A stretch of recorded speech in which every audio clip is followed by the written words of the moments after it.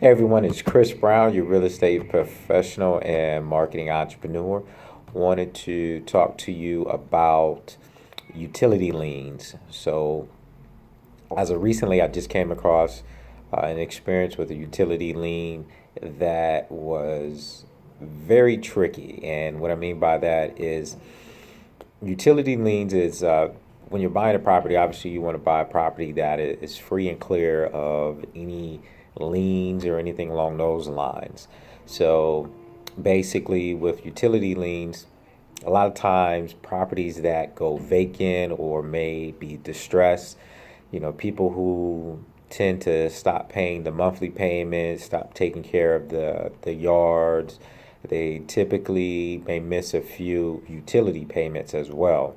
And with that being said, that the city will have those charges placed against you, um, and place a lien on the property. So what happens is when the property goes to foreclosure, comes a REO property, those liens still exist there. So even though the owner may not be affiliated with the property anymore, liens are still on the property. So you need to make sure that those items are cleared up and make sure that you're not being charged for them if you decide to purchase the property.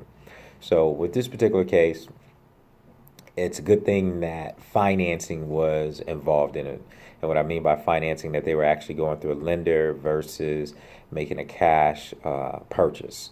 Because a lot of times when you're making a cash purchase, a lot of these items can be overlooked because usually cash purchases are trying to close rather quickly. So when you have a little bit of time, it makes it a lot easier to just basically do the research, have the lien searches done. You're using a title company that is in your favor, or having a real estate professional that's looking out for you while you're going through this process. So a lot of times you can buy these properties on your own. However, if you don't have someone that's knowledgeable in the market, then these small things may be missed.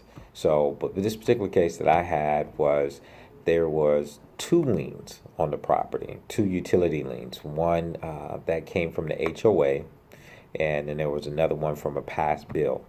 So the one that was from the HOA, that would say about $900, which is still a significant amount. You shouldn't have to pay that if it isn't yours. And the other one was for almost $2,000. So as the lien search was conducted, we saw the $900 one and spoke with the bank about having them take care of that and get that cleared out. So they did do that. So that was a good thing. However, we got a notice saying that we needed to do a hold harmless agreement. And basically what that meant is that you're taking responsibility from that point on. So they're rushing for us to get that done, but luckily they had real estate professionals on their side looking out for them, and there was still an additional lien on the property. So what that means is that if we would have signed that hold harmless right then and there without clarity on that lien, then the buyers would have been responsible for the $2,000 lien. So super long story short, we basically received an approval from the city, from that particular county's utility company, stating that they wouldn't be responsible for that additional $2,000. And so once we got that in writing and on letterhead, we went ahead and had the buyer sign the hold harmless agreement, because that actually, you feel a little bit more comfortable that they're not going to be responsible for that lien, and you have it in writing officially. So if it does come up again, whether in this transaction or a transaction in the future, you have that documentation providing proof that they're not responsible for that $2,000 utility lien. So obviously somebody at some point, or the city, may eat that because now the property is in someone else's hands. So we'll let the city and their collections department try to go after the individual who didn't pay the utility lien. But So I just wanted to share that because it's extremely important. Make sure that you're doing your lien searches and looking at the utility liens. Those are the tricky ones because a lot of times you can't see those on public record. So sometimes a little bit more digging is needed.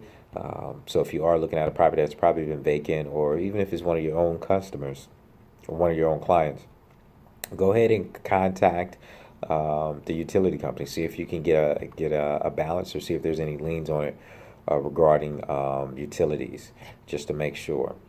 So just wanted to share that because that's definitely an important tip and easily could eat into your commission, because a lot of times you don't want your buyer or the person that you're representing to have to pay that lien. So you may eat that with your commission. So eating $2,000 in commission, that's a tough one. So good thing that that was quiet, and good thing that we took the time and it wasn't a rush transaction. So I'll definitely make sure that any transactions moving forward, fast or slow moving, that those utility liens are additionally checked as well. So, but wanted to share that with you guys. That was definitely a big thing that I experienced in my real estate journey. So it's Chris Brown, your real estate professional and marketing entrepreneur. Take care.